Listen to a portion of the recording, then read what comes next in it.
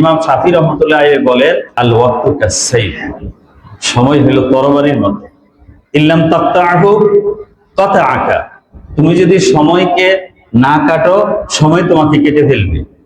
অর্থাৎ সময়কে তুমি যদি ব্যবহার না করো, কাজে না লাগাও, এই সময় তোমাকে জীবনকে এভাবে ধ্বংস করবে, তুমি তখন শেষ হয়ে যাবে। এই সময়ের তরবারি দিয়ে তুমি কেটে ধ্বংস হয়ে যাবে, তোমার অস্তিত্ব তুমি হারিয়ে ফেলবে। আল ওয়াক্তু কাস-সাইফ, সুতরাং সময় এমন একটা জিনিস, যেই জিনিসের ব্যাপারে জান্নাতেও জান্নাতি আফসোস করবে, জান্নাতেও জান্নাতি আফসোস করবে। মুআয ইবনে জাবাল রাদিয়াল্লাহু তাআলা আনহু বলেন যে লাইসা ইয়াতাহাসসারু আহলুল জান্নাতি আলা শাইইন, জান্নাতীরা জান্নাতি কোনো বিষয় সম্পর্কে কোনো আফসোস করবে না।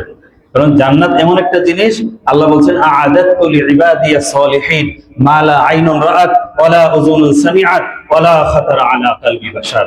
আমি এমন সুখ, এমন আনন্দ, এমন বিলাসিতার জায়গা, এমন সুখ ও আনন্দের জায়গা আমি তৈরি করেছি, দুনিয়ার কোনো মানুষ এটা চোখেও দেখে নাই, কানেও শোনে নাই, অন্তরে চিন্তাও করতে পারবে না যে কি পরিমাণ সুখ আর বিলাসিতার সামগ্রী সেখানে আমি প্রস্তুত রেখেছি আমার নেক বান্দাদের জন্য।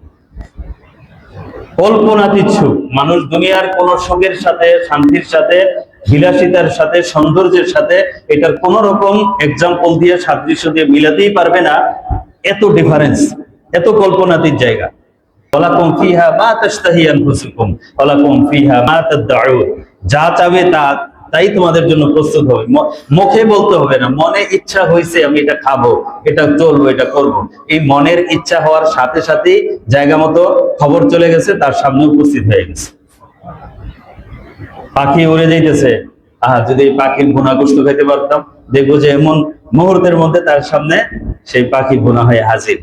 এমন প্লেট থাকবে, প্লেট সহ খাওয়া যাবে। বলে সুবহানাল্লাহ। আগের দিনে মানুষ বলতো এটা কেমন কথা, প্লেট আবার কেমনি খায়। এখন দেখেন না, আইসক্রিমও খায়, আবার আইসক্রিম যেটার মধ্যে থাকে ওটা সহ খায়। এখন বোঝাটা ইজি হয়ে গেছে, তাই না?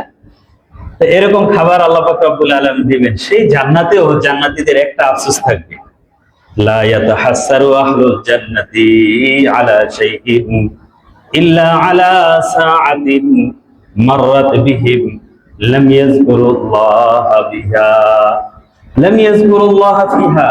আল্লাহ জিকির করে নাই যে সময়গুলো, ওই সময়গুলোর জন্য জান্নাতে বৈশাও জান্নাতীর আফসোস করবে। এই আফসোস তার জীবনেও শেষ হবে না। কেন শেষ হবে না জানেন?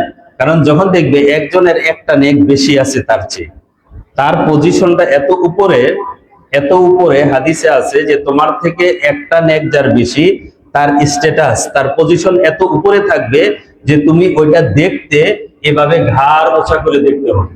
ওই যে আকাশে 7টা নক্ষত্র একসাথে ওঠে না, 7 তারা, 7 তারা মাঝখানে থাকে, এটা দেখতে করে ঘাড় ওচা করতে হয়, টুপি পরে যায়।